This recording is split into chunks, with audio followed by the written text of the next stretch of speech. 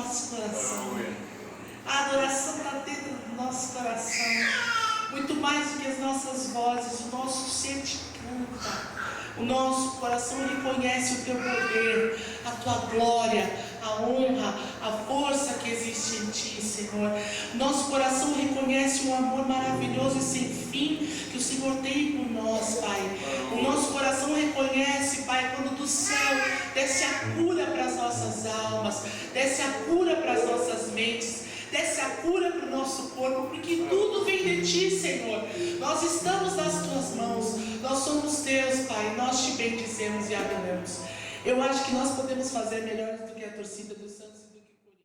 Gritar, ninguém grita, obrigado. Aqui nós não precisamos gritar, nós podemos celebrar a Deus, que é tudo para nós. Podemos aplaudir, podemos cantar com energia, porque Ele tem feito todas as coisas, Ele tem feito muito bem para nós. Então vamos fazer assim, a gente bate palmas aqui, dando só que eles cantam agora, só os comecinhos aí. Vamos cantar porque dos montes descem para nós todas as vezes. Vamos lá dos montes.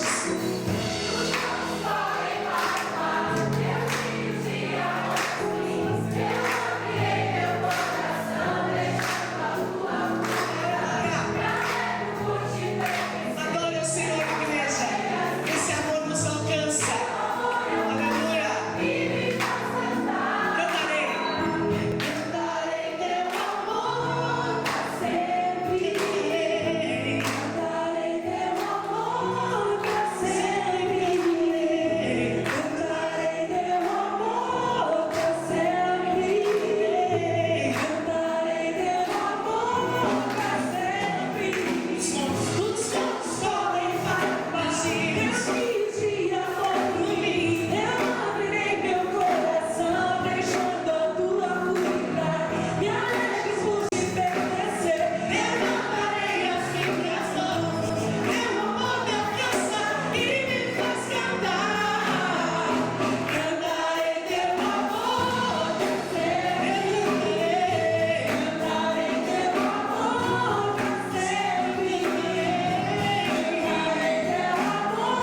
pra sempre. Cantarei teu amor pra sempre. Meu coração exulta de alegria cantarei. Se o mundo conhecer a ti, ele se encherá e se alegrará. Cantarei teu amor pra sempre.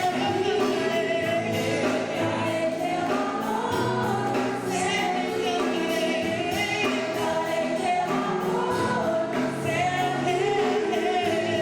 Cantarei teu amor pra sempre. Nós vamos cantar de novo. Sabe por que nós vamos cantar de novo? Porque quando você, não sei se você já passou por isso algumas vezes, eu passo por isso muitas vezes. E a gente está assim, precisando ouvir Deus. A gente precisa ouvir Ele todos os dias. Mas de uma maneira mais específica, nós precisamos ouvir Deus. Aí a gente se aproxima humildemente da presença daquele que é divino, todo poderoso. E a gente entra assim, meio envergonhado de nós mesmos e necessitados de que Ele fale com a gente. E a gente começa a falar com Deus. Começa a falar com Deus e começa a derramar o nosso coração diante de Deus. E aí eu não sei se você tem essa sensação que eu tenho. Eu tenho a sensação como se a presença de Deus me desse um abraço bem gostoso. Não, abraço é bom, né, irmãos? Agora, abraço de Deus é coisa boa. Você fica só ali, sentindo esse amor. Esse amor que te cura. Esse amor que te sustenta. Esse amor que faz você olhar para a vida, não sobre a sua ótica, mas sobre a ótica de Deus. Que faz você olhar para todos os seus problemas, em vez de assim, ó, de lá de cima olhar para lá, pelo olhar do alto, em vez de olhar, ah meu Deus, isso aqui, não, olhar de cima para eles. E aí você caminha abraçado com esse amor que te cura, esse amor que te sustenta, esse amor que te faz levantar no outro dia, uma outra visão. Quando eu canto essa canção, essa especificamente, eu me sinto abraçada por esse amor. E às vezes eu partilho com vocês, para que vocês percebam espiritualmente que o Espírito Santo pode ministrar ao seu coração.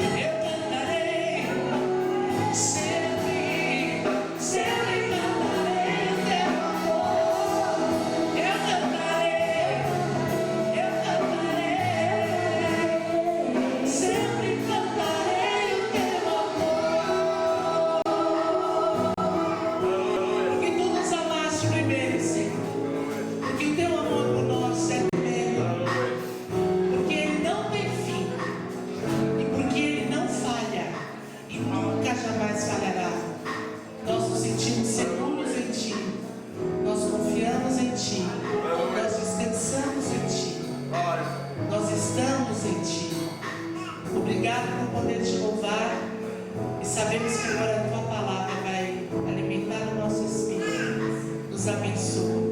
Em nome de Jesus. Amém. Pode se aceitar, irmãos. Deus abençoe vocês.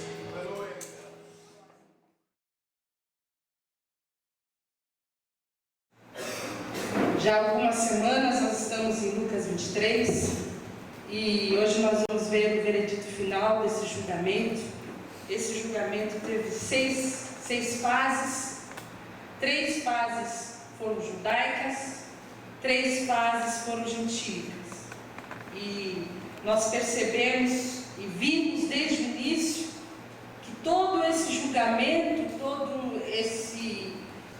essa conspiração que se deu foi por causa do ódio dos judeus, do ódio dos líderes judeus. Então os irmãos que estão acompanhando esse estudo viram que chegou um momento em que eles decidiram que eles queriam Jesus morto. E eles fizeram de tudo e movimentaram todo aquilo que foi possível a fim de que Jesus fosse condenado à morte. E como nós já falamos, foi tirado do poder dos judeus o direito de executar penas capitais, penas de morte. Os únicos que detinham o poder de executar uma pena de morte eram os romanos. E a cruz era uma execução romana, não era uma execução dos judeus. A execução dos judeus, a pena para o crime de blasfêmia, que foi o crime pelo qual Jesus estava sendo acusado, era de apedrejamento.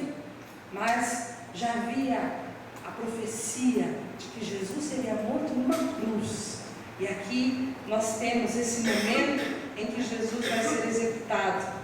Nós tivemos uma primeira fase judaica, quando Jesus é levado de madrugada até Anás, ali na presença daquele homem que nós vimos que era o sumo sacerdote, que detinha o poder dos bastidores, que era riquíssimo, que tinha grande influência, e de lá ele segue para Caifás. E era entre 1 e 3 horas da manhã, nessa sequência, nesse caminho, é o momento em que ele cruza os olhos com Pedro, logo após Pedro ter negado Jesus. E ali, entre as 3 e as 5 da manhã, ele é espancado, ele é zombado, ele é cuspido, ele está diante do Sinédrio de Caifás. Eles estão montando uma tese, uma conspiração para apresentar algum tipo de crime forjado. Eles estão tentando falsificar testemunhas. Tudo isso nós já vimos.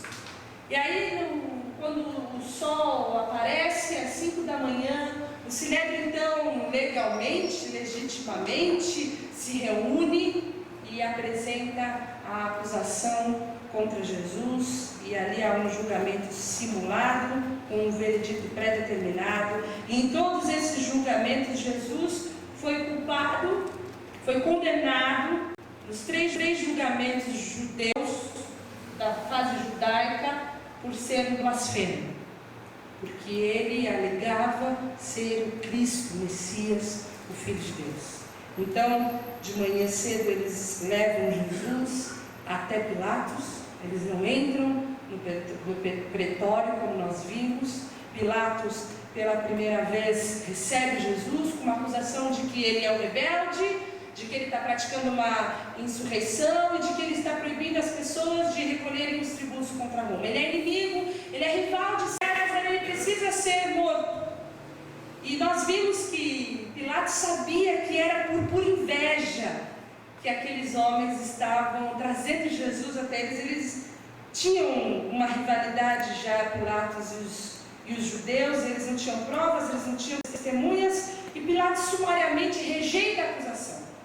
Sabe então que Herodes, que tinha a jurisdição da Galileia, o rei da Galileia, está por ali pela cidade, porque é Páscoa, ele está em Jerusalém, e ele manda Jesus para Herodes, aquele curioso espiritual, como nós vimos na última vez. E Herodes zomba de Jesus, mas não acha nenhuma acusação também contra Jesus, e devolve Jesus para Pilatos. E aí a gente inicia nosso estudo de hoje. É aí que a gente pega no versículo 13, essa sexta fase do julgamento de Jesus, o terceiro julgamento gentílico de Jesus. E qual é a cena que nós temos? por causa da multidão, Jerusalém está cheia, está lotada. Nós já falamos sobre isso também. Apesar de serem as primeiras horas da manhã, Jerusalém é um lugar razoavelmente pequeno. Em poucos minutos, em poucas horas, há uma multidão na frente do território. O texto nos diz que havia muita gente, uma multidão está cercando o Sinédrio, ali, os principais governantes religiosos judaicos. E Pilatos, que nós vimos que era odiado pelos judeus e também odiava os judeus, nesse momento se apresenta fraco. Nós vemos nessa segunda fase um Pilatos que está amedrontado, que teme o motim do povo, que cede ao populacho, que abre mão das suas convicções, que tenta se autoafirmar, mas acaba cedendo à opressão dos judeus. E o nosso texto começa no versículo 13, do capítulo 23 de Lucas, e diz o seguinte: Pilatos reuniu os chefes dos sacerdotes, as autoridades e o povo, dizendo-lhes: vocês me trouxeram este homem como alguém que estava incitando o povo à rebelião. Eu o examinei na presença de vocês e não achei nenhuma base para as acusações que fazem contra ele. Nem Herodes, pois ele o mandou de volta para nós. Como podem ver, ele nada fez que mereça a morte. E a primeira tentativa de Pilatos de inocentar Jesus foi a tentativa de um veredito justo. Pilatos apresenta Jesus diante do povo, diante da multidão, e fala: nós, eu e Herodes, analisamos, examinamos as acusações que foram feitas, e não existe nenhum tipo de base para que esse homem seja condenado à morte. Ele não vai ser condenado à morte. Acontece que aqueles homens que estavam à frente de Pilatos não estavam em busca da verdade. Eles queriam que Jesus fosse morto. Eles levaram até Pilatos uma mentira, um julgamento e uma acusação simulada. Eles tinham conspirado contra Jesus, e nós vimos, violando todas as leis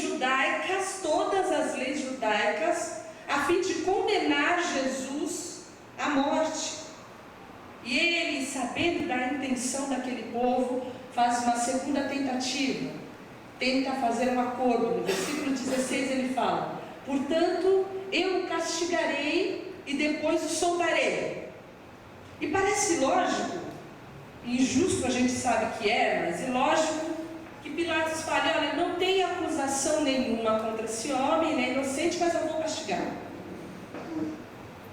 Mas havia um precedente romano para esses crimes de insurreição, de rebelião, de rebeldia. Havia uma ideia de que se houvesse um tipo de pena preventiva, de punição preventiva, um pequeno castigo dado, não um castigo de morte, mas a aplicação de uma pena preventiva, aquilo poderia constranger o rebelde a mudar o seu caminho. Então, por algumas vezes, os romanos, até para exercer o controle ali entre os judeus e se manter no domínio e no governo de Jerusalém, eles aplicavam essas penas, esses castigos. E Jesus estava sendo visto como um revolucionário. De fato, Pilatos sabia da influência que Jesus estava tendo no meio daquele povo. Jesus entrou e foi aclamado como Messias. Jesus estava ensinando durante toda aquela semana. Ele quebrou a banca de todos aqueles líderes judeus, ainda naquela terça-feira, quando ele acabou com o comércio que estava acontecendo em função da Páscoa. Então ele sabia que Jesus era alguém que estava dando muito trabalho para os judeus. Estava dando muito trabalho para aquele sinédrio, muito trabalho para aqueles chefes corruptos religiosos. Então Pilatos tem a ideia de aplicar um tipo de punição preventiva, mas eles não querem, porque aqueles dirigentes querem Jesus morto. Então Pilatos faz uma terceira tentativa. Ele apresenta uma alternativa, ele apresenta um substituto.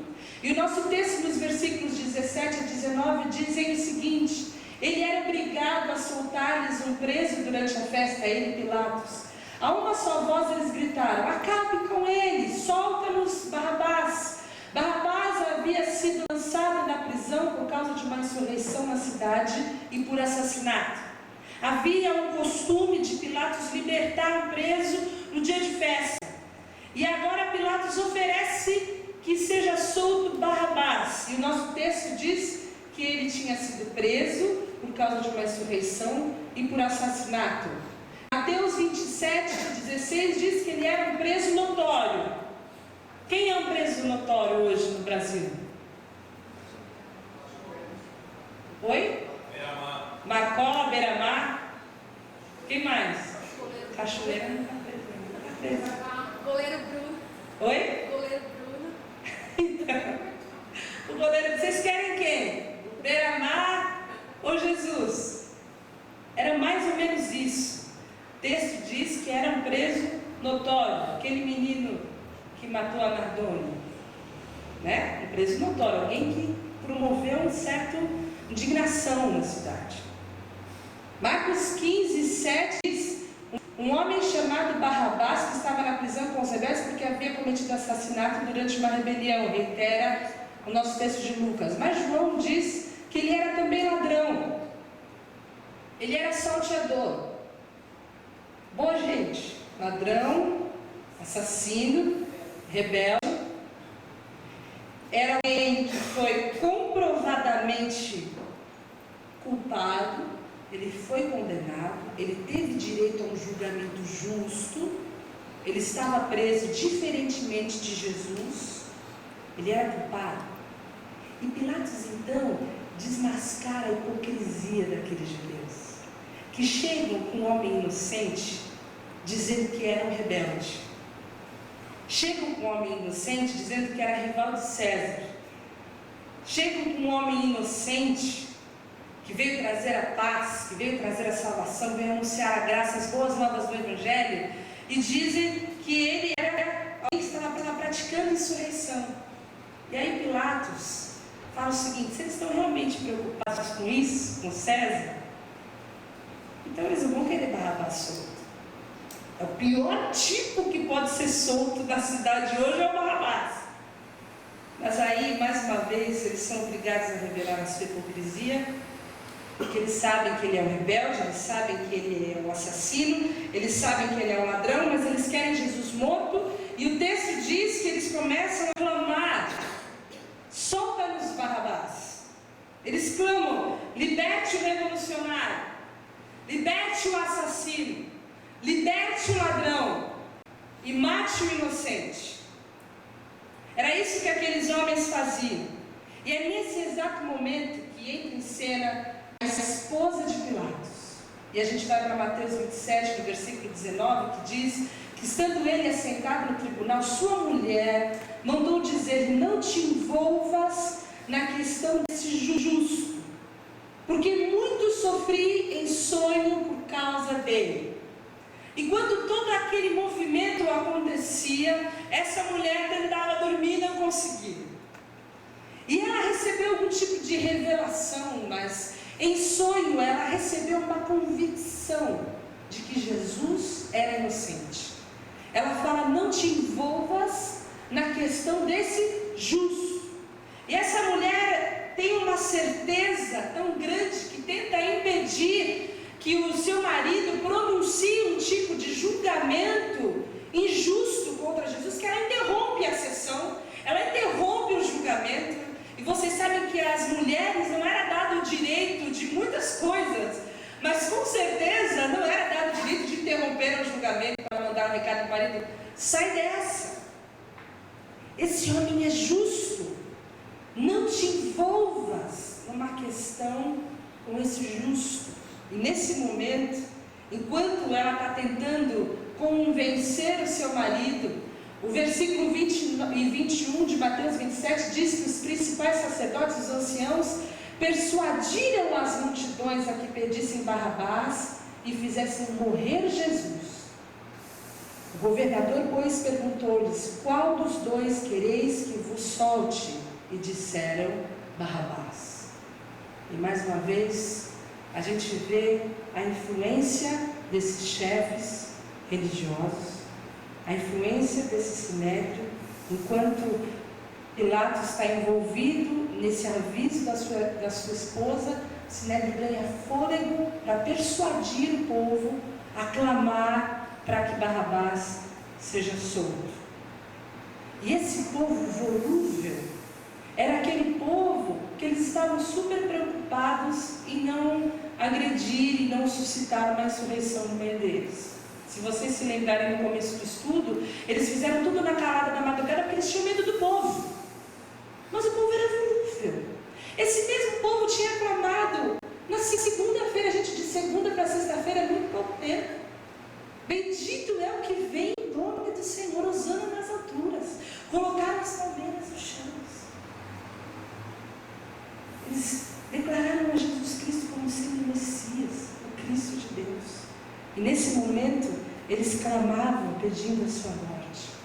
E a gente vai vendo o desenho de todo o relato bíblico, indicando a responsabilidade, a culpabilidade humana desses líderes de Israel.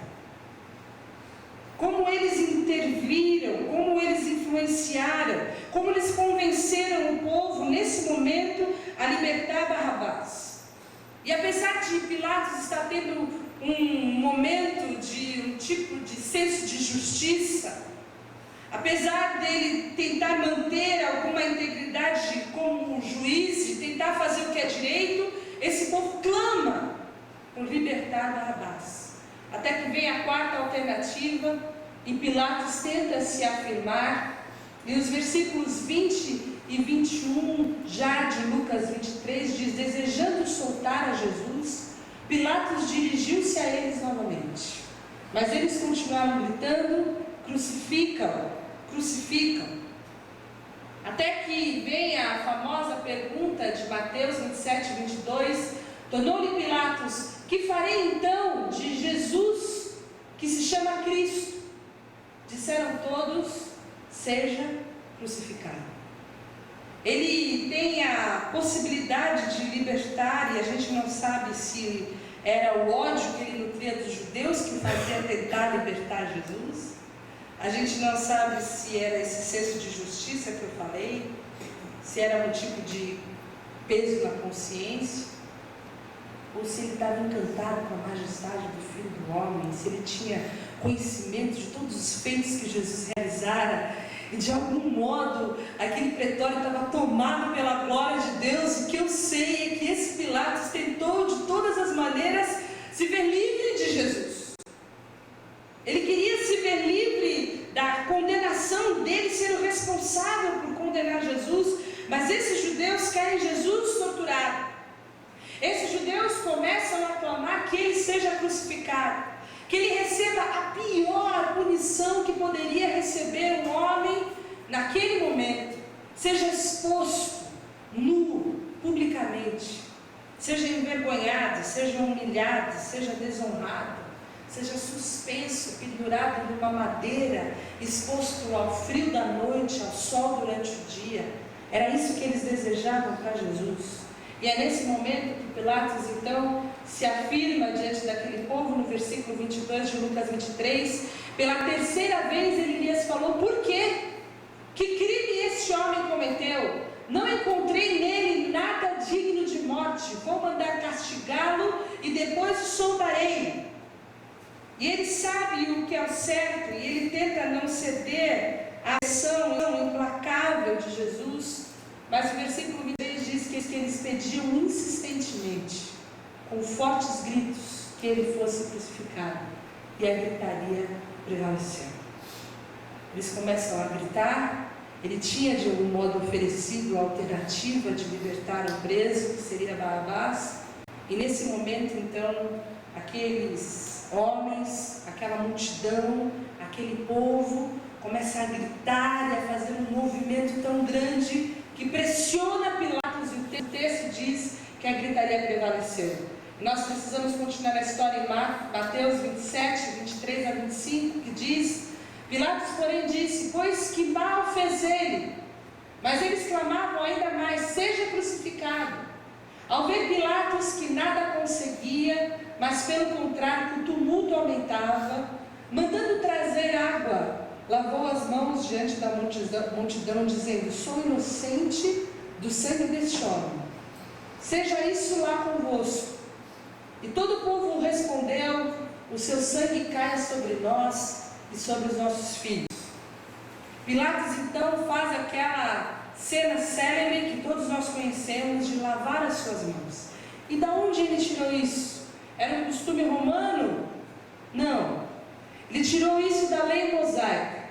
Ele praticou um simbolismo previsto em Deuteronômio 21, que provava a sua inocência e tirava sobre si toda e qualquer responsabilidade pela morte de um inocente. Havia a previsão na lei mosaica, no versículo 1 e depois do 6 ao 9, que dizia o seguinte: quando na terra que te der o Senhor teu Deus para possuí-la se achar um morto, caído no campo, sem que se saiba quem o matou, e todos os anciãos da mesma cidade mais próxima ao morto lavarão as suas mãos sobre a novilha degolada no vale, e protestarão e dirão: as nossas mãos não derramaram esse sangue, e os nossos olhos não o viram. Sê propício ao teu povo Israel, que tu, Senhor, resgataste, e não ponhas o sangue inocente no meio do teu povo Israel. E aquele sangue lhe será expiado, assim tirarás o sangue inocente do meio de ti, pois farás o que é reto aos olhos do Senhor. E a tentativa de Pilatos foi essa, de tirar de sobre si o sangue inocente de Jesus. Ele queria provar para aquele povo, para aquela multidão, para aquele sinédrio, que ele não tinha qualquer tipo de responsabilidade, porque ele acreditava na inocência de Jesus. Ele pratica ali um simbolismo judaico, algo tirado de dentro da lei judaica, para dizer: esse não é o meu veredito. E sabe o que o povo responde? Seu sangue caia sobre nós e sobre os nossos filhos.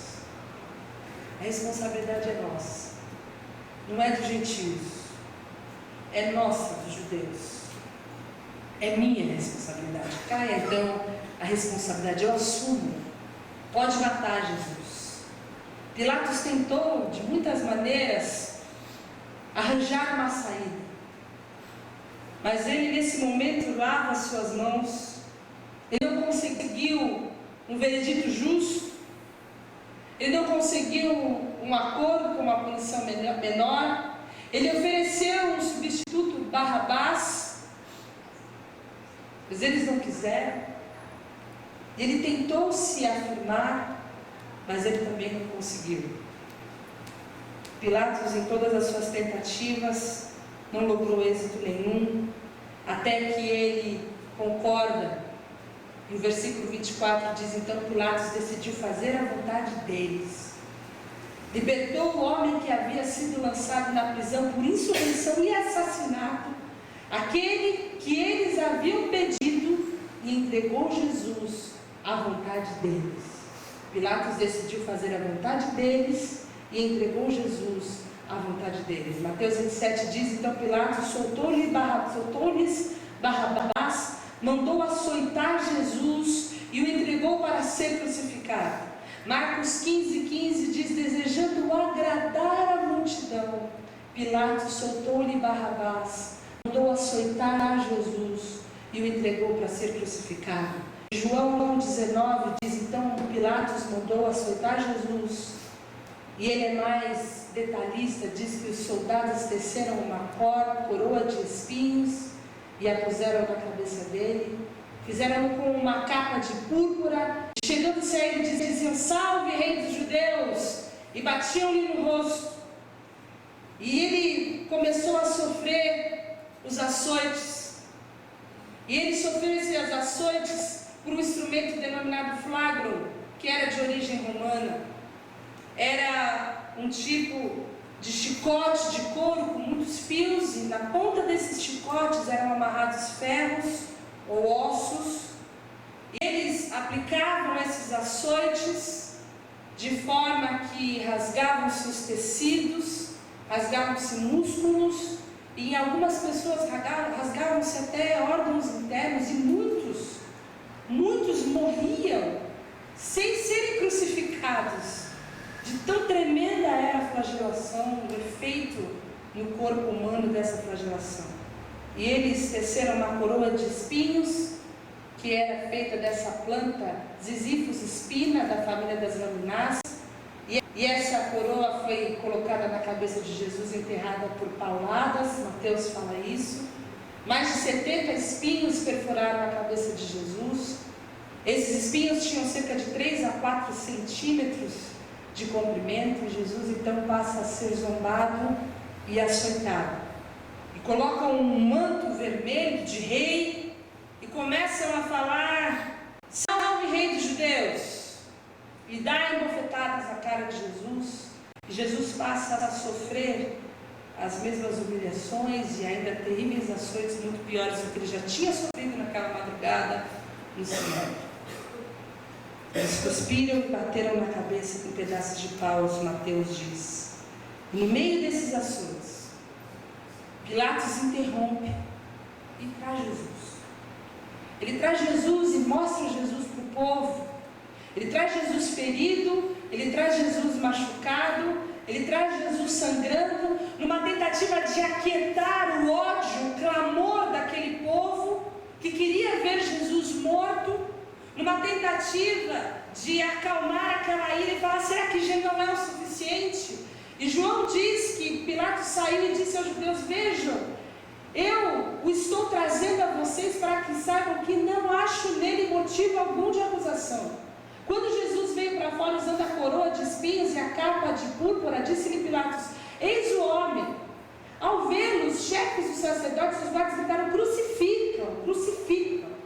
Mas Pilatos respondeu: levem-no vocês e crucificam. Quanto a mim, não encontro base para acusá-lo. Os judeus insistiram: temos uma lei, e de acordo com essa lei ele deve morrer, porque se declarou filho de Deus. E se vocês lembrarem desde o início de todas as coisas, esse é o primeiro momento que eles falam a verdade diante de Pilatos. Eles chegaram com um tipo de acusação política. Olha, ele é rebelde. Olha, ele quer impedir a tributação, ele quer impedir o recolhimento para César. Ele está provocando uma insurreição, mas nesse momento, eles trazem a verdade e eles colocam para Pilatos: a nossa lei, ele tem que morrer. Ele é blasfemo. Ele se declarou filho de Deus. Ao ouvir isso, Pilatos ficou ainda mais amedrontado e voltou para dentro do palácio. Então perguntou a Jesus: de onde você vem? Mas Jesus não lhe deu resposta. Pilatos fala: você se nega a falar comigo? Não sabe que eu tenho autoridade para libertá-lo e para crucificá-lo? E aí Jesus responde: não teria nenhuma autoridade sobre mim se esta não te fosse dada de cima. Por isso, aquele que me entregou a ti é culpado de um pecado maior. Os judeus. Daí em diante, Pilatos procurou libertar Jesus. Mas os judeus gritavam: se deixares esse homem livre, não és amigo de César. Quem se diz rei opõe-se a César. Ao ouvir isso, Pilatos trouxe Jesus para fora e sentou-se na cadeira de juiz no lugar conhecido como pavimento de pedra, que em aramaico é Gábata. E era o dia da preparação da semana da Páscoa, por volta de meio-dia. Eis o rei de vocês, disse Pilatos aos judeus. Mas eles gritaram: mata, mata, crucifica-o.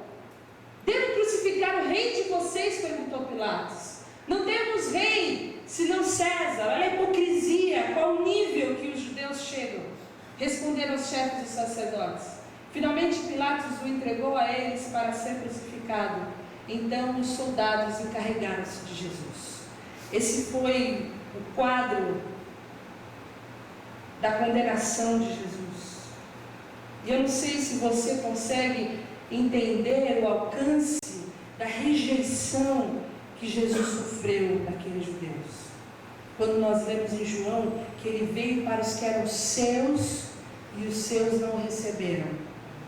Ele veio para os que eram seus, os seus não só não receberam, como foram os responsáveis pela sua morte. Os responsáveis pela sua crucificação. O texto de Lucas 23, o versículo 25, que nós estamos estudando, termina dizendo que ele, Pilatos, entregou Jesus à vontade deles. Então o Evangelho, de uma maneira geral, traça a responsabilidade dos judeus de uma maneira muito definida. intenção em todo o tempo dos líderes gentios de libertarem Jesus. Mas o Evangelho não comporta nenhum tipo de pensamento antissemita. O Evangelho é o Evangelho de graça. O Evangelho é o Evangelho de perdão. E apesar de nós estarmos estudando há algumas semanas todo esse julgamento e sentirmos algum tipo de revolta por toda a injustiça que os judeus praticaram contra Jesus, nós encontramos Pedro, discípulo querido de Jesus, em Atos 3, dizendo o seguinte: o contexto é de uma grande cura que foi realizada ali na Porta Formosa, e todos estão extasiados com a grandeza daquele milagre. E Pedro diz o seguinte: israelitas, por que isto os surpreende? Por que vocês estão olhando para nós como se tivéssemos feito esse homem andar por nosso próprio poder ou piedade? O Deus de Abraão, de Isaac e de Jacó, o Deus dos nossos antepassados, glorificou seu servo Jesus, a quem vocês entregaram a ser morto e negaram perante Pilatos, embora ele tivesse decidido soltá-lo. Pedro então reitera tudo que nós temos estudado até agora. Vocês negaram publicamente o santo e justo e pediram que lhes fosse libertado um assassino. Vocês mataram o autor da vida, mas Deus o ressuscitou dos mortos. Aleluia. E nós somos testemunhas disso. Pela fé no nome de Jesus, o nome curou este homem que vocês veem e conhecem. A fé que vem por meio dele lhe deu essa saúde perfeita, como todos podem ver. Agora, irmãos, eu sei que vocês agiram por ignorância, bem como seus líderes. Mas foi assim que Deus cumpriu o que tinha predito por todos os profetas, dizendo que o seu Cristo haveria de sofrer. Arrependam-se, pois, e voltem-se para Deus, para que os seus pecados sejam cancelados, para que venham tempos de descanso da parte do Senhor, e Ele mande o Cristo, o qual lhes foi designado Jesus. Tendo Deus ressuscitado o seu servo, enviou-o primeiramente a vocês para abençoá-los, convertendo cada um de vocês das suas maldades. Isso é graça. Todo aquele povo que tinha gritado, que tinha clamado, que Pedro fala, foram vocês negaram publicamente, mesmo Pilatos tendo decidido soltá-lo, vocês escolheram um assassino. Tem uma novidade para vocês: vocês agiram por ignorância. Se vocês se arrependerem, os seus pecados podem ser cancelados. Isso é graça. É para isso que Jesus sofreu. Não importa o tamanho do seu pecado, não importa nada daquilo que você tenha feito, não importa quão grande tenha sido a sua dívida, a cruz de Cristo, através do arrependimento, nos reconcilia com Deus. A cruz de Cristo, a graça de Deus, permite que Cristo venha para nos abençoar e para nos converter das nossas maldades. É isso que nós estamos fazendo aqui, irmãos. É isso que Deus continua a fazer em nós, nos converter das nossas maldades. E isso é graça de Deus. Por isso que não cabe nenhum tipo de responsabilidade para nenhum tipo de raça, nenhum povo. De forma prática, aqueles homens especificamente foram os responsáveis. Mas a palavra diz que eles agiram por ignorância, e aprove a Deus cumprir as suas profecias. Isso ia acontecer. Mas há uma nova possibilidade, há uma nova chance. Não há pecado que não possa ser perdoado. Em Atos 2, 3.000 tinham se arrependido. Depois dessa palavra, 5.000 se arrependem. Agora aqueles homens que negaram a Cristo e que escolheram a Barrabás estão escolhendo Jesus. E estão sendo salvos por causa daquela cruz que Jesus sofreu, por causa de cada ferida que Ele carregou em seu corpo. Por causa dessas feridas, Por causa das suas pisaduras é que nós somos sarados. E essa é a razão pela qual Jesus morreu, para trazer graça para todos aqueles que pecaram, para trazer graça para todos aqueles que erraram, para quem é culpado de crucificar a Cristo, para todos nós que de alguma maneira somos culpados de crucificar a Cristo quando nós o rejeitamos, para todos aqueles que buscam substitutos terrenos, para todos aqueles que escolhem Barrabás ao invés de Jesus, escolhem Barrabás para satisfazer, escolhem Barrabás para trazer alegria, escolhem Barrabás para servir, escolhem Barrabás para trazer a paz, escolhem Barrabás para adorar, para todos aqueles que escolhem aquilo que é comprovadamente culpável diante de Deus, para todos aqueles que escolhem aquilo que é comprovadamente condenável diante de Deus, que preferem aquilo do que preferem agradar, servir e declarar a Cristo como Messias, Salvador e Rei. É para isso que Ele veio, para trazer graça para todos. E há um tempo para isso. E o texto diz que é o tempo da ignorância. O tempo da ignorância é o tempo que não é tarde demais. E tem um tempo também, em Hebreus 6, versículo 4 seguintes.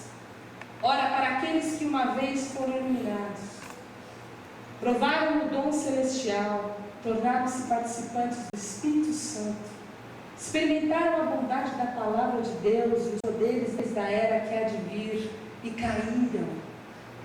É impossível que sejam reconduzidos ao arrependimento, pois para si mesmos estão crucificando de novo o Filho de Deus, sujeitando-o à desonra pública. Ainda há aqueles que continuam crucificados, aqueles que não fazem por ignorância, aqueles que a palavra fala que já receberam a graça, já foram iluminados, já experimentaram o dom celestial, já foram participantes do Espírito Santo, experimentaram da bondade da palavra, dos poderes da era que há de vir. E eles voltaram à prática do pecado. Eles fizeram uma nova escolha com consciência, não por ignorância, como fizeram aqueles judeus, aqueles líderes religiosos. A palavra fala que eles estão crucificando para si mesmos de novo, e expondo Cristo à vergonha. E essa é a vergonha do Evangelho. Aqueles que foram iluminados, aqueles que receberam a graça, mas, como uma porca lavada, voltam para a lama. Como um cachorro voltam a lamber o seu próprio vômito. É isso que a palavra fala. Há um tempo, irmãos, para sermos alvos dessa graça, e ao tempo da ignorância. O caminho do perdão está aberto para todos, independente do erro cometido. Não há pecado que Jesus não possa perdoar. Não há pecado, não há dívida, não há nada que possa nos separar do amor de Deus. Não é lindo isso, Deus? Jesus não padeceu tudo o que Ele padeceu em vão. Ele perdoa os nossos pecados todos, do presente, do passado, do futuro, de toda a humanidade, com um único só sacrifício. Isso para que nós possamos ser filhos de Deus, para que nós pudéssemos ser livres, para que não houvesse sobre nós nenhum tipo de condenação, para que nós fôssemos habilitados, lavados, limpos de toda a condenação, porque não haveria perdão sem a remissão dos pecados, sem derramamento de sangue. Jesus então derrama o seu sangue como nosso substituto, para que nós pudéssemos ser alvos da sua graça. Uma vez arrependidos, uma vez cheios e iluminados pela bondade da palavra de Deus, nos tornarmos participantes do Espírito Santo, recebermos e experimentarmos o dom espiritual. E a minha oração, irmãos, é que nós possamos escolher a Cristo sempre, e jamais expor Jesus Cristo à vergonha, crucificando-o de novo no madeiro. A minha oração é que o Espírito Santo continue a nos converter da nossa maldade, E agora que Ele já nos tirou do inferno, tira o inferno de nós. E nos torne limpos e aptos para encontrar com Jesus Cristo maior. Porque assim como Ele tinha prometido que Ele ia ressuscitar, Ele ressuscitou. Ele prometeu que Ele vai voltar. E nós o aguardamos todos os dias. Amém? Vamos orar. Senhor, nós te louvamos pela Tua palavra. Nós te louvamos pelo sofrimento, pela injustiça. Nós te agradecemos porque em Ti nós fomos feitos justiça de Deus. Porque através de todo o Teu sofrimento, nós somos justificados. Nós somos perdoados. Porque apesar de toda a maldade da humanidade, o Senhor nos confere graça e perdão. O Senhor nos confere a possibilidade da reconciliação. Senhor, que nunca percamos das nossas mentes e dos nossos corações a noção da Tua grande graça e do Teu tremendo amor, que permite que possamos viver e habitar na Tua presença sem culpa, sem condenação. Nos capacita a sermos Teus filhos, nos habilita a vivermos em unidade, em comunhão, em comunidade, amando e perdoando uns aos outros. Que haja, Senhor, em nós esse sentimento de que nunca, jamais, nada pode nos separar do Teu grande amor. Em nome de Jesus. Amém. Vamos